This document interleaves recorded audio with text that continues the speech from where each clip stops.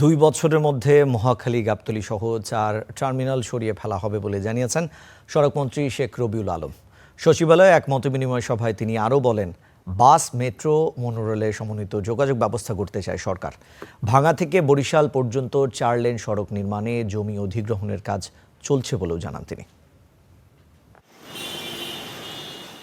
ঢাকার সড়কে শৃঙ্খলা ফেরাতে নানা সময় বহুমুখী উদ্যোগ নেওয়া হলেও কাঙ্ক্ষিত ফল পাওয়া যায়নি। কাউন্টার ভিত্তিক ও ই-টিকিটিং ব্যবস্থা, বাস রুট রেশনালাইজেশন সহ বড় বড় প্রকল্পে হাজার হাজার কোটি টাকা খরচ হলেও টেকসই উন্নতি অধরাই থেকে যায়।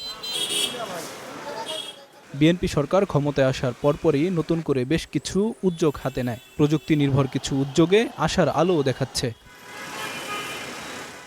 সরকার এবার যানজট কমাতে 2 বছরের মধ্যে মহাখালী গাবতলী সহ রাজধানী থেকে 4 টার্মিনাল সরিয়ে নিতে চায়। পাশাপাশি শহরের এলাকা ভিত্তিতে বাস সার্ভিস চালু করার পরিকল্পনাও নিয়েছে। বৃহস্পতিবার দুপুরে সচিবালয়ে বাংলাদেশ সেক্রেটারিয়েট রিপোর্টার্স ফোরামের সঙ্গে মতবিনিময় সভায় সড়ক পরিবহন ও সেতু মন্ত্রী নানা বিষয়ের কথা বলেন। সাকুল্যে 2 বছরের মধ্যে আমরা বাস স্ট্যান্ডগুলি 2 থেকে 2.5 বছরের মধ্যে গাবতলীটা হিমায়তপুর, আপনার মহাখালীটা হচ্ছে উত্তরা আবদুল্লাহ কাছাকাছি, ওখানে 50 বিঘা জায়গা অ্যাকোয়ার করতে চলেছি আমরা ইতিমধ্যে। তার আগ পর্যন্ত ডিপোটা হবে 300 ফিটে।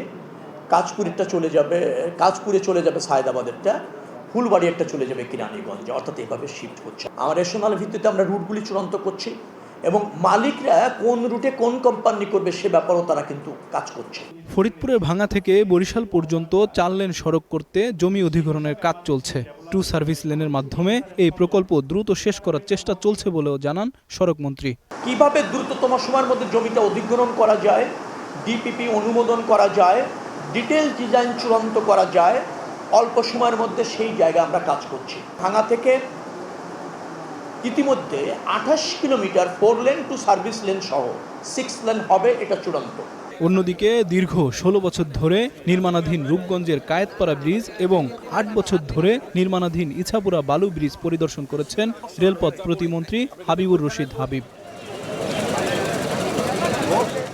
আগামী 1 বছরের মধ্যে ব্রিজ দুটির নির্মাণ কাজ সম্পন্ন করার প্রতিশ্রুতি দেন প্রতিমন্ত্রী।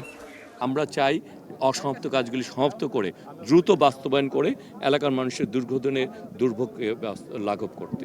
আইমন সাজিদ, স্টার নিউজ, ঢাকা।